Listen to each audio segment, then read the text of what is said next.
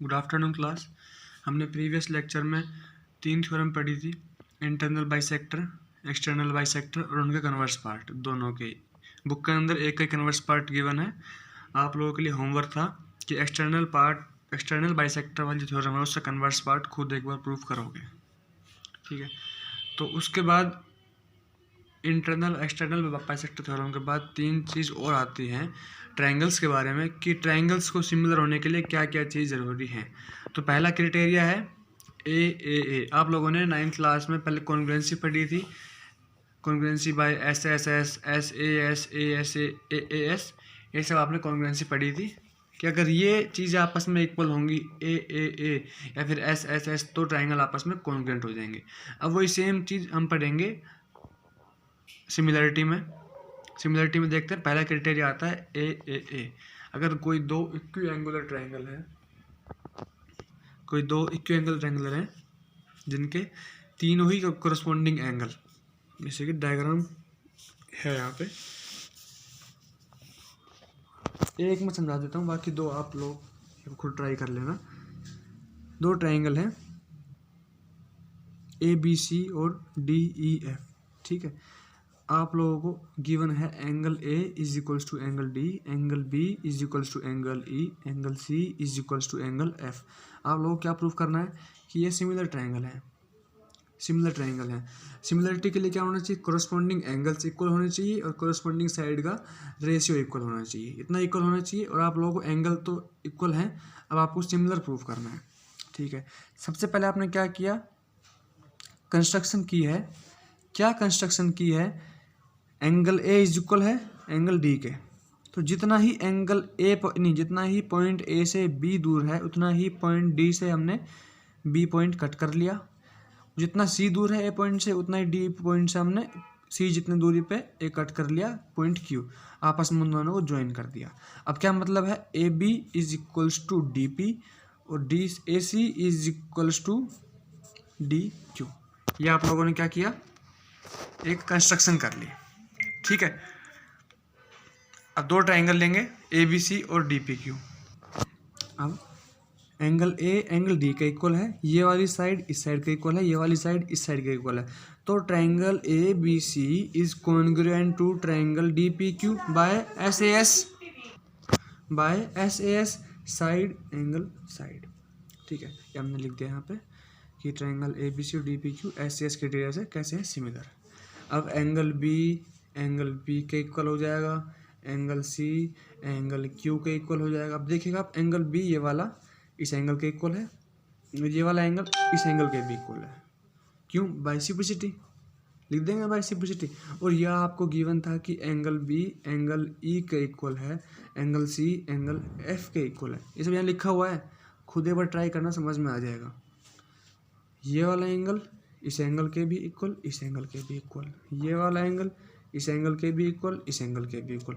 तो ये वाला एंगल इस एंगल के इक्वल हो जाएगा, ये वाला एंगल इस एंगल के हो जाएगा।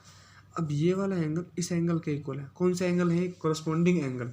और कोरस्पॉन्डिंग एंगल इक्वल कब होते हैं, जब लाइन आपस में पैरेलल होती है। तो ये PQ लाइन जो है पैरेलल है EF के, ठीक है। तो कोरस्पॉन्डिंग एंगल है आपस में, और कोरस्पॉन्डिंग एंगल इक्वल कब होते हैं, जब लाइन आपस में पैरेलल होती है।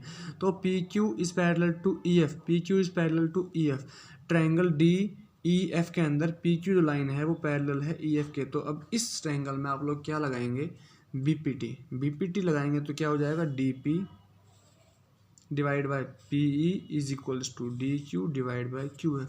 वो हमने यहाँ लिखा है, कन्वर्स कर उल्टा कर दिया, PE ऊपर चला जाएगा, DP नीचे आ जाएगा, QF ऊपर चला जाएगा, DQ नीचे आ जाएगा। +1 PE plus DP QF plus DQ। अब देखो PE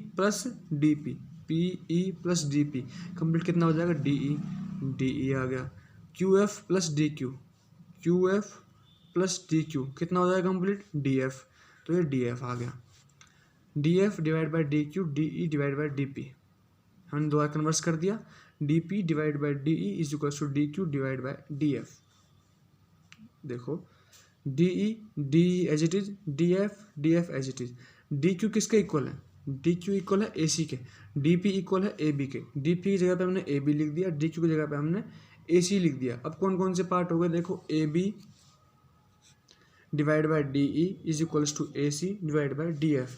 कोरस्पॉन्डिंग रेशियो इक्वल दिखा दिया हमने कोरस्पॉन्डिंग रेशियो इक्वल दिखा दिए, दो रेशियो दिखा दिए। दोबारा से आप एक ट्रायंगल कंस्ट्रक्ट करेंगे तो काफ़ी बड़ा हो जाएगा, लेकिन आप क्या करेंगे, hence similarly other two side का रेशियो भी आपस में इक्वल हो जाएंगे।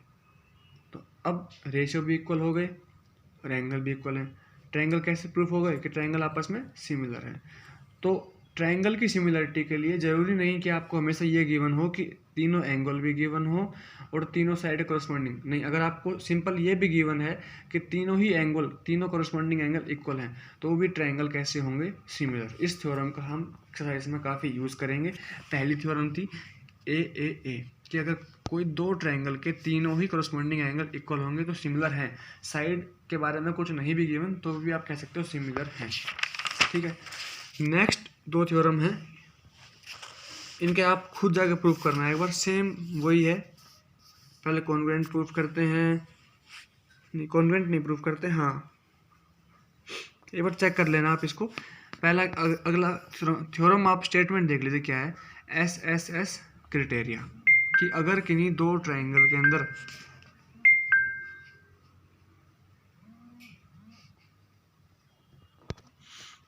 अगर तीनों साइड इक्वल हैं एस तो एस से सिमिलर, तो एंगल आपके पास कुछ नहीं गिवन कि एंगल भी इक्वल है, तो भी आप कह सकते हो कि दोनों ट्रायंगल आपस में कैसे हैं, सिमिलर है।